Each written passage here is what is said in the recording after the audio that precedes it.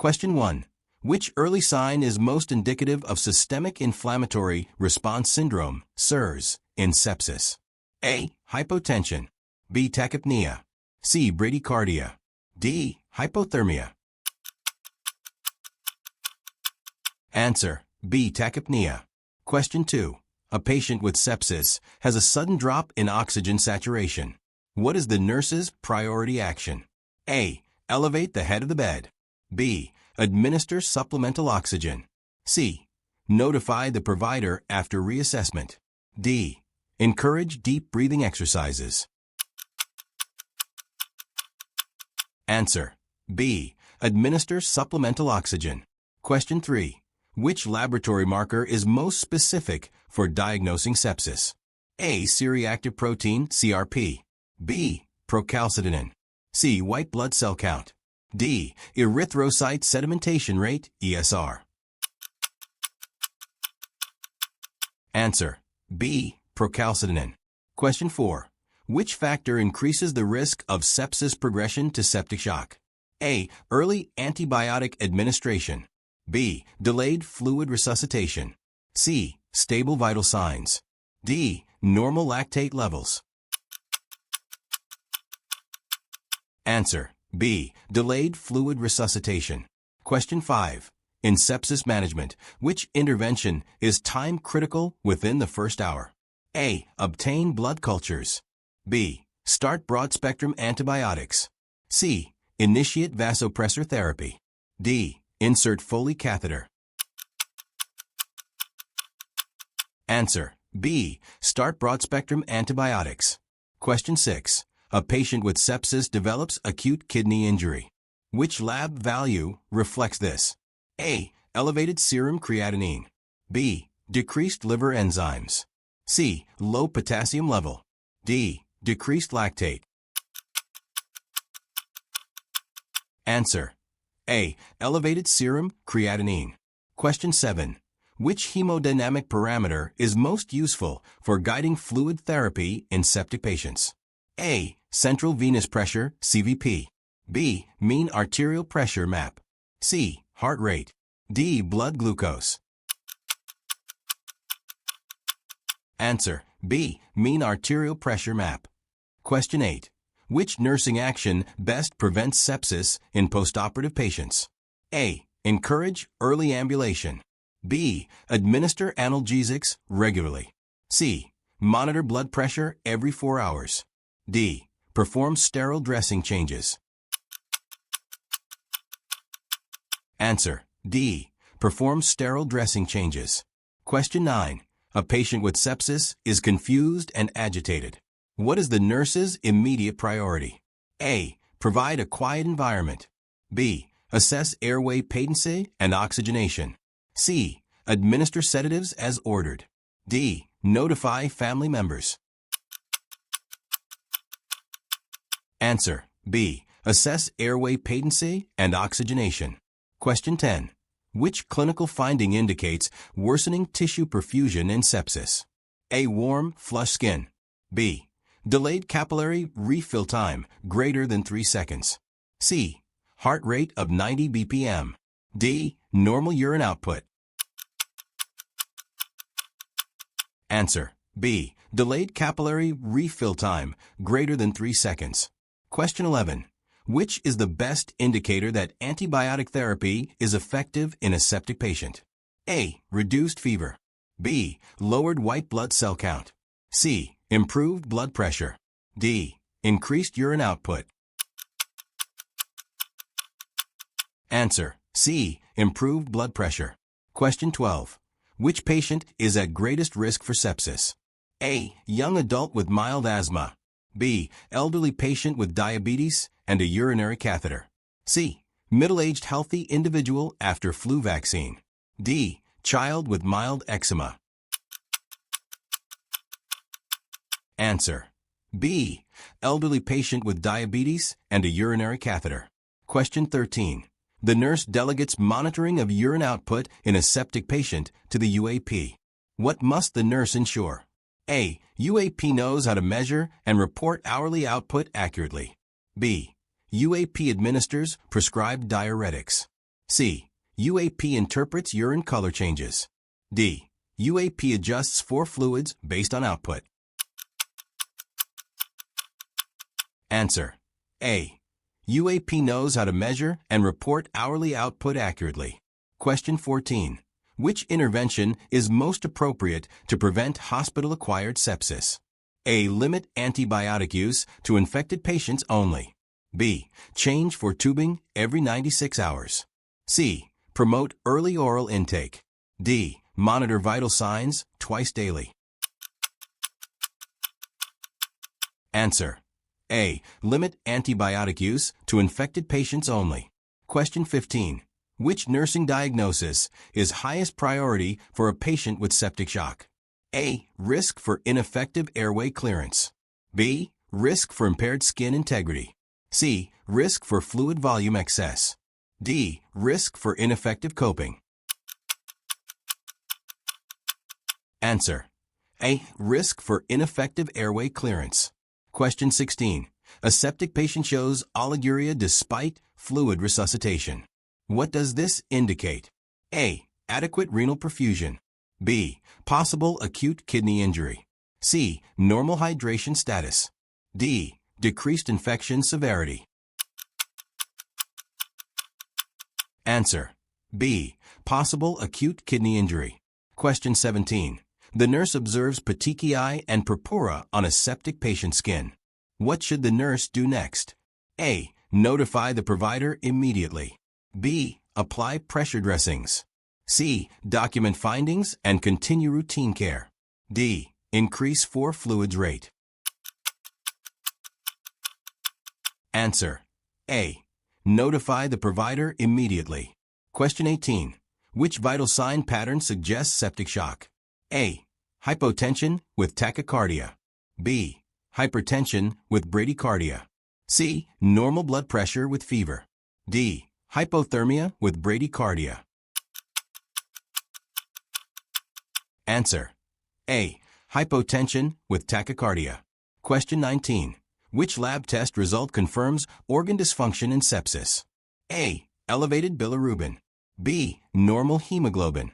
C. Low glucose. D. Decreased sodium. Answer. A. Elevated bilirubin. Question 20.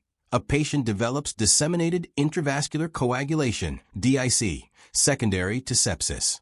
What is the nurse's priority action? A. Monitor bleeding and clotting times closely. B. Increase fluid intake. C. Administer vitamin K. D. Encourage ambulation.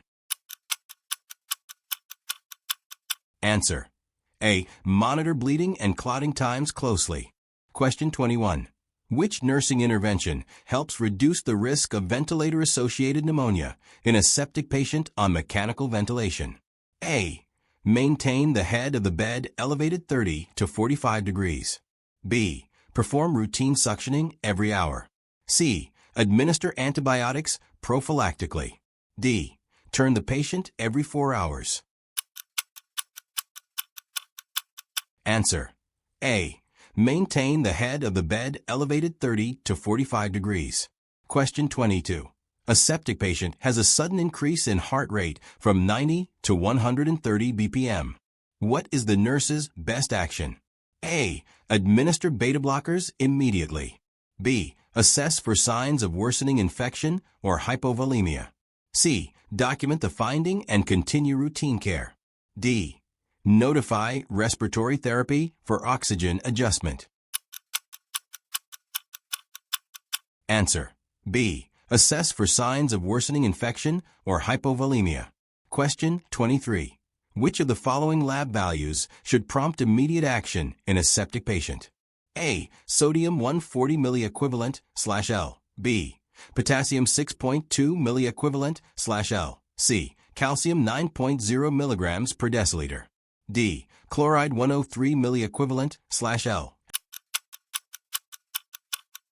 Answer. B. Potassium 6.2 milliequivalent/L. Question 24. The nurse notes mottled, cool skin on a septic patient. What does this finding most likely indicate? A. Improving perfusion. B. Vasodilation and heat loss. C. Peripheral vasoconstriction and poor perfusion. D. Normal response to fever. Answer: C. Peripheral vasoconstriction and poor perfusion. Question 25. Which action should the nurse take when preparing to administer vasopressors for septic shock? A. Infuse via a peripheral foreline. B. Monitor blood pressure every 15 minutes. C. Check urine output every 4 hours. D. Hold 4 fluids while vasopressors run. Answer: B. Monitor blood pressure every 15 minutes. Question 26. Which of the following is an early neurological sign of sepsis-associated encephalopathy? A. Seizures. B. Coma. C. Confusion or agitation. D. Hemiparesis. Answer: C. Confusion or agitation. Question 27. Which nursing assessment best evaluates tissue oxygenation in a septic patient? A. Blood pressure measurement. B. Serum lactate levels. C. Heart rate monitoring. D. Respiratory rate assessment. Answer: B. Serum lactate levels. Question 28. The nurse recognizes that which of the following patients is at highest risk for developing sepsis? A. A 40-year-old with controlled hypertension. B. A 65-year-old with a recent surgical wound infection. C. A 25-year-old with seasonal allergies. D. A 55-year-old with well-controlled diabetes. Answer: B. A 65-year-old with a recent surgical wound infection. Question 29. What is the priority nursing intervention for a septic patient experiencing acute respiratory distress? A. Administer intravenous fluids. B. Elevate the head of the bed and provide oxygen therapy. C. Provide analgesics. D. Administer antipyretics. Answer: B. Elevate the head of the bed and provide oxygen therapy. Question 30. Which nursing action best prevents catheter-associated bloodstream infections in septic patients? A. Using sterile technique when inserting the catheter. B. Changing for tubing every 72 hours. C. Administering prophylactic antibiotics. D. Using a peripheral for instead of central lines. Answer: A. Using sterile technique when inserting the catheter. Question 31. Which of the following clinical signs indicates improvement in a patient with septic shock? A. Persistent hypotension despite fluids. B. Increasing urine output. C. Increasing heart rate. D. Rising serum lactate levels. Answer: B. Increasing urine output. Question 32. A septic patient is receiving norepinephrine. What is the most important nursing assessment? A. Assessing peripheral pulses and skin color. B. Monitoring blood glucose levels. C. Measuring respiratory rate. D. Checking bowel sounds. Answer: A. Assessing peripheral pulses and skin color. Question 33. Which of the following nursing diagnoses is most appropriate for a patient with sepsis and respiratory distress? A. Ineffective airway clearance. B. Risk for infection. C. Impaired skin integrity. D. Anxiety. Answer: A. Ineffective airway clearance. Question 34. The nurse is educating a family about sepsis. Which statement indicates effective teaching? A. Sepsis is an infection that always requires surgery. B. Sepsis is a life-threatening response to infection that needs immediate treatment. C. Sepsis is only a concern for elderly patients. D. Antibiotics are usually unnecessary in sepsis. Answer: B. Sepsis is a life-threatening response to infection that needs immediate treatment. Question 35. Which laboratory value is a reliable early indicator of sepsis severity? A. Blood glucose. B. Serum lactate. C. Hemoglobin. D. Platelet count. Answer B. Serum lactate. Question 36. A nurse is caring for a septic patient with oliguria. Which action should the nurse take first? A. Increase oral fluid intake. B. Assess blood pressure and heart rate. C. Notify the healthcare provider. D. Administer diuretics as ordered. Answer B. Assess blood pressure and heart rate. Question 37. Which of the following is a priority for a septic patient experiencing hypotension despite fluid resuscitation? A. Administering vasopressors. B. Decreasing oxygen delivery. C. Discontinuing antibiotics. D. Encouraging bed rest. Answer A. Administering vasopressors. Question 38. When is it appropriate to discontinue isolation precautions in a patient recovering from sepsis? A. After 24 hours of antibiotic therapy. B. When the source of infection is resolved and cultures are negative. C. Immediately after hospital discharge. D. After fever subsides for 12 hours. Answer B. When the source of infection is resolved and cultures are negative. Question 39. A septic patient develops disseminated intravascular coagulation (DIC). What is a critical nursing assessment? A. Monitoring for signs of bleeding. B. Assessing liver function tests. C. Checking respiratory rate. D. Observing skin hydration. Answer A. Monitoring for signs of bleeding. Question 40. Which nursing intervention best supports organ perfusion in septic shock? A. Administering 4 fluids rapidly as prescribed. B. Placing the patient flat in bed. C. Limiting oxygen therapy to room air. D. Reducing fluid intake to prevent overload. Answer A. Administering 4 fluids rapidly as prescribed. If you found this video helpful, don't forget to like, subscribe, and share with your fellow nursing students. Hit the bell icon so you never miss an update. See you in the next one. Happy studying!